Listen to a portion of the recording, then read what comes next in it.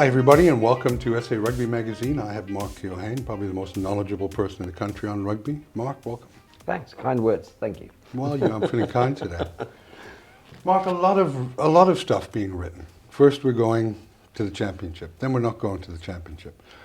Then we're going to play in the Eight Nations. Now we're not playing in the Eight Nations. Can we say anything with certainty with all the reports that are on SA Rugby website there? I think the one thing with certainty that we can say is that we're going to play in a domestic competition that will start on the first week of October and run till the 16th of January. So we'll have summer rugby this year.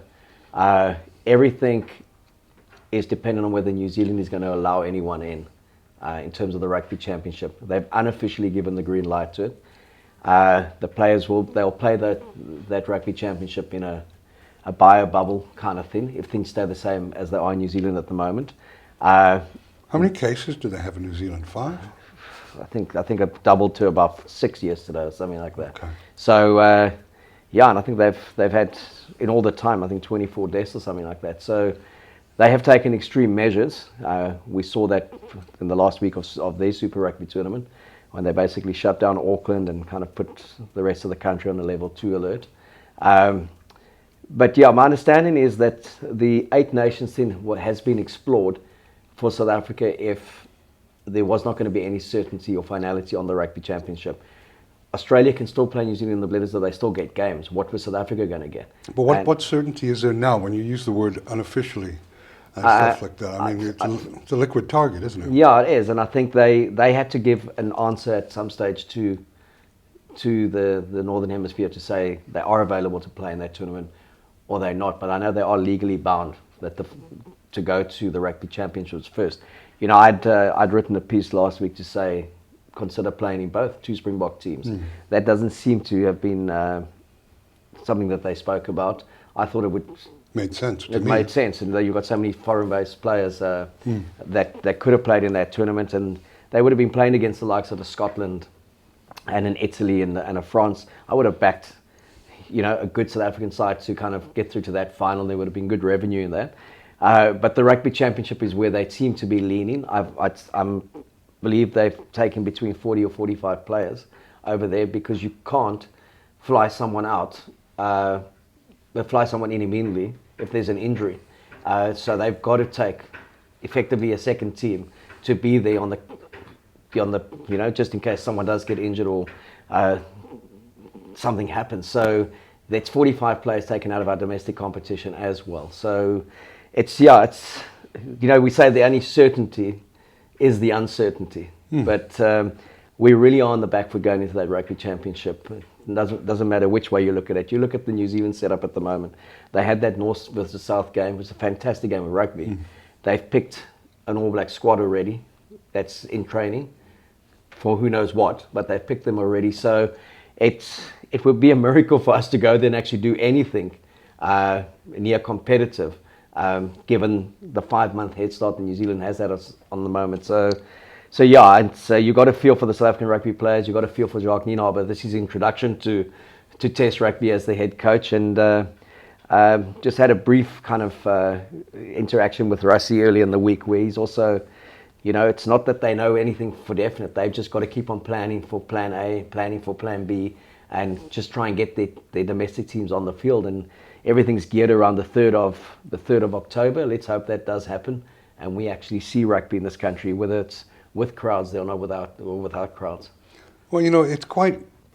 I can understand the trepidation and the confusion because nobody has reacted with such stringent lockdown things as New Zealand has. So when the way they've reacted with 2 or 3 people that are known to have contracted the virus, it's a pretty tenuous rope to be hanging on to think that may not happen just before they're due to fly out. I mean, it doesn't give me much confidence as a fan that competition will go ahead, considering the way that New Zealand react to 2-3 cases. Yeah, and if you also look at it, they've closed their borders. They open their borders and they get a case, so they're going to close their borders again. So are they ever going to open up again? So that's kind of, I said it at the time, I thought it was a huge overreaction. to the way they responded to it. And, and I look at the rest of the world and the way they responded to it. They're also getting on with it and actually learning to live with the threat of this virus as they would anything else, and being responsible, being reasonable. And there has to be an integration back into crowds, integration back into a normal type of a sporting environment. In the UK, and their numbers were astronomical when you compare it to New Zealand. They're talking about 20,000 being at Twickenham when that Eight Nations starts, integrating crowds back into the Premiership. So there just seems a lot more of a rational approach to these things. And I think New Zealand took a pounding when they thought, everything was just sweet as they say over there, and 50,000 at a match, and they were the shining light to the world. And someone in a freezer plant contracted it, 4 people in one family, and New Zealand's lights went out again. Yeah, it's crazy. So, assuming that we play, I mean, you've got to feel, like you said, we've got to feel sorry for Ninaba and the lads going over there. They'll be completely undercooked. Completely, and it's They'll be lucky to beat Australia. Yeah, I think it's just like people forget that we've looked at the Australian competition, and for the early part of that, New Zealand were having crowds at their competition as well. So we were like, oh God, look at Australia, it's second rate compared to New Zealand. But I've watched some of those games, and there've been some very good games, and there's some very good players there. I think Dave Rennie can put together a very decent 23. But they've been playing, and they're match conditioned, and it's just going to be this hurry up and wait for our players. They've got to get in, and they've got to find form immediately. They've got to find condition immediately. Look, and the Afrikaans boys, with all due respect, they're not the best travelers in the world. No, and they traditionally they haven't been, and it's very, very different going over to a World Cup like they did with an 18-month build-up. But to go there and know that you're there for the best part of 6 weeks, and you may not even get a game, because you're part of outside of that 30, where you could be at home playing, So it's really the cruelest post-winning the World Cup to any coach that there could have been at the moment. And I think South African rugby public must Jake would probably disagree completely disagree while his bulls are roaming around at home doing their thing in the domestic competition. Yeah. But there's got to just be a sense of empathy and sympathy towards the Springboks, and an understanding that, my goodness, if they do anything over there, it's a bonus. And there can't be an expectation that they go in there as this world champions who are now going to knock over New Zealand twice and knock over Australia twice. And if they did that, well, then New Zealand can shut down for good, because those lights could go up for good, because that would be the miracle. You know? So I think just speaking to people again, South Africans are just so desperate to see rugby. Yeah. They're so desperate to see their own players playing. I mean, the interest that's been in the French and the UK leagues has been massive, only because of the South African players who are playing there. And it's like Sale Sharks at the moment seem to represent South Africa. There's 8 of them in the side. Yeah. They've come good in the last 3 weeks. Fuffy's playing well.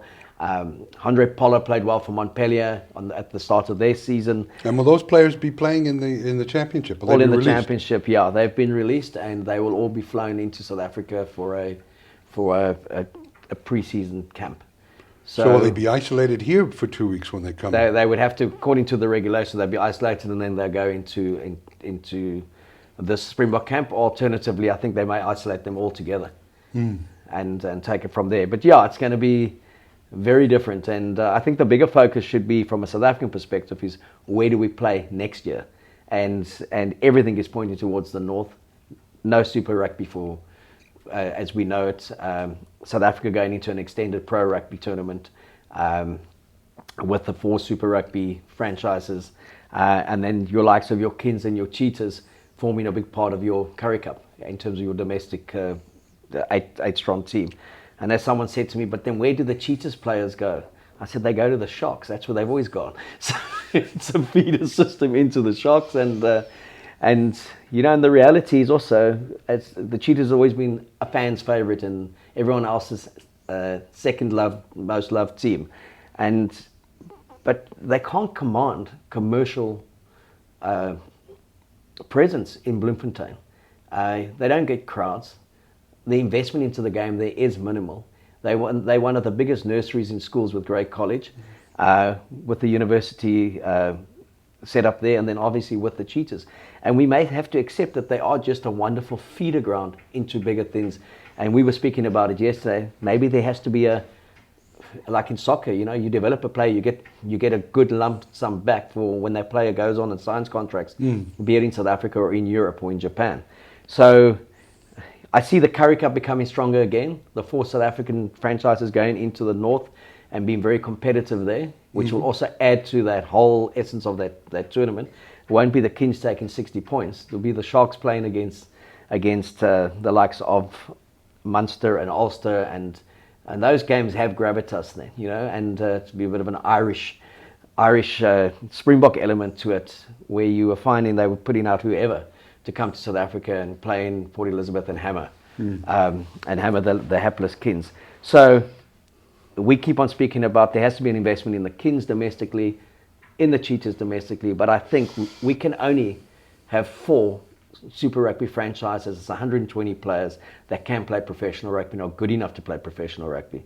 And that gives you a strong base for the Springboks, aligned with your overseas-based players, where you've probably got 10 who are good enough to play Test rugby still, but a very good core of 30 or 40 who could be reintegrated back into the South African system because they'll be playing in the same competitions.